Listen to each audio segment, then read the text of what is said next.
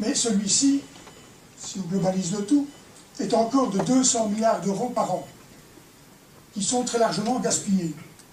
En effet, ça représente plus de la moitié du budget de défense des USA, alors que pour cette somme, les Européens ne réussissent à produire qu'un dixième des capacités militaires américaines.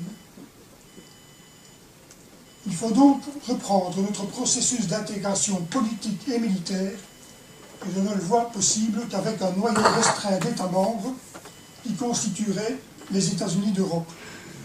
Ces États membres sont pour moi ceux qui sont le moins souverains. Ils ont eu la volonté politique nécessaire, mais pas suffisante. En effet, ils ont voulu devenir membres de la zone euro, mais nous savons depuis 2008 combien cette zone euro manque de réelle volonté politique. L'Allemagne l'avait perçu dès la chute du mur de Berlin, et elle avait réclamé un approfondissement de l'Europe politique, ce que refusent et la France et la Grande-Bretagne, eu égard à leur qualité de membres permanents du Conseil de sécurité de l'ONU. Je constate donc que ce statut privilégié ferme à ces deux États la porte des États-Unis d'Europe. 6 États membres de la zone euro ne le sont pas de l'OTAN. Leur neutralité, qui est égale à une forme de souveraineté, leur ferme également la porte. Enfin, une défense commune intéresse d'abord les États aux moyens modestes en termes de budget de défense et de base industrielle et technologique de défense. Sur base de ces critères, 10 petits pays seulement sont potentiellement membres des États-Unis d'Europe, 10 seulement, mais déjà 10. Ce sont la Belgique, l'Estonie, la Grèce, la Lettonie, la Lituanie et le Luxembourg, les Pays-Bas, le Portugal, la Slovaquie et la Slovénie. À mon sens, dans ce groupe de 10, le Benelux d'une part et les États baltes de l'autre devraient être les moteurs de cette initiative. Un premier noyau aurait vite la taille suffisante que pour pouvoir absorber l'Espagne, puis l'Italie, puis l'Allemagne.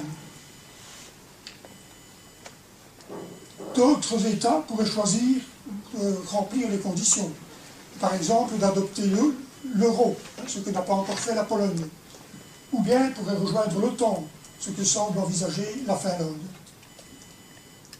Les États-Unis d'Europe finiraient par occuper le siège de la France au Conseil de sécurité, un peu comme un jour la Chine communiste a remplacé Taïwan. Et cela permettrait à la France de rejoindre les 10 États-Unis d'Europe. Je ne pense pas que le Royaume-Uni fera jamais une telle démarche.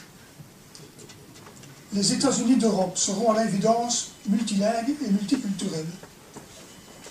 L'EDU aurait à se fonder sur nos valeurs européennes qui ont été parfaitement identifiées par l'Union européenne et qui peut se résumer, selon moi, en un mot, l'humanisme. Il repose sur la tolérance et sur l'éthique. L'EDU susciterait chez les officiers des forces armées des États-Unis d'Europe la fraternité d'armes qui leur permettra de s'y intégrer sans se couper de leurs racines. Le personnel aujourd'hui détaché par les États membres à l'OTAN, à l'Union européenne, à l'Eurocorps, est évidemment loyal chaque fois à l'institution qu'il sert. Mais tout le monde est conscient du fait que c'est son corps d'origine qui décide de ses futures affectations et de ses futures promotions, ce qui crée tout de même une forme de dépendance. Les forces armées des États-Unis d'Europe ne devraient donc pas fonctionner selon ce schéma, mais bien constituer un corps européen. Il devrait être composé d'officiers, de sous-officiers et de volontaires. Cela exige une formation commune qui développe pour les officiers certainement l'aptitude au commandement, essentielle pour cette profession. L'aptitude au commandement croît avec la culture générale qui confère la supériorité intellectuelle et avec la maîtrise de l'art du commandement qui s'apprend par la théorie et la pratique ce que sont le rôle et les caractéristiques du chef militaire, de l'esprit de corps, de la discipline et de l'éthique. Pour que l'officier ait les attitudes adéquates, la formation développerait la résilience et la disposition à établir des relations interpersonnelles, ce qu'à l'ULB on appelle la reliance. Pour dispenser cette formation d'officier tout au long de la vie, il faut d'abord un concept de formation valable. Le DU devrait tendre à former l'esprit, le corps et le caractère des élèves et des stagiaires. Par stagiaires, j'entends des officiers qui sont en formation continue. Pour que les officiers européens soient aptes à maintenir ou à rétablir la paix, tout en préservant, autant que possible, la vie de leurs soldats. Ce concept devrait envisager le long terme. Il ne s'agirait pas uniquement de former des sous-lieutenants, mais bien des futurs colonels et généraux. Pour produire des officiers de qualité, le DU devrait viser à l'excellence scientifique. Pour l'atteindre, le DU serait un espace de liberté, de débat intellectuel, de recherche et d'innovation, capable de promouvoir la tolérance, l'équité et la démocratie. Le DU devrait être impartial, ouverte sur le monde civil et l'étranger, tout en développant une culture, une citoyenneté et un patriotisme même européen. Elle inciterait les individus qui cherchent à s'élever socialement à s'engager dans les forces armées européennes. Les forces armées, depuis le début du XXe siècle, jouent un peu partout le rôle d'ascenseur social, et ça doit continuer. Le DU devrait contribuer au développement de la culture européenne de sécurité et de défense, ainsi que d'une doctrine militaire et d'un style de commandement adapté aux valeurs européennes et aux défis du XXIe siècle. Il serait donc spécifique aux États-Unis d'Europe. Leur base serait d'une part l'esprit d'initiative et d'autre part le sens des responsabilités, comme c'est le cas dans la Bundeswehr, grâce à son fondateur, le général von Boudicine. Il s'est inspiré de Scharnhorst, c'est aussi ce qu'a fait Charles de Gaulle dans son livre « Le fil de l'épée » paru en 1932. Pour dispenser cette formation, la défense européenne mettrait en place le DU, qui serait un réseau d'universités de défense. Elles sont à même de remplir 3 missions: donner une formation universitaire au commandement, faire de la recherche et effectuer des prestations pour tiers. Les 28 États membres de l'Union européenne disposent aujourd'hui d'environ 60 écoles militaires et 40 collèges de défense. Pour réduire les coûts, les institutions militaires d'enseignement supérieur qui ne sont pas habilitées au doctorat, voire au master, seraient supprimées ou associées à l'EDU en tant que colleges. Le DU devrait à terme pouvoir orienter, coordonner, gérer de multiples implantations dispersées aux 4 coins de l'Europe.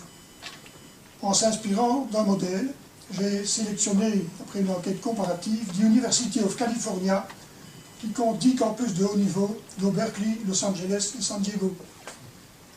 Pour constituer un pilier européen crédible de l'OTAN, les États-Unis d'Europe auront en effet besoin de capacités militaires, mais aussi d'une base industrielle, technologique et scientifique de haut niveau.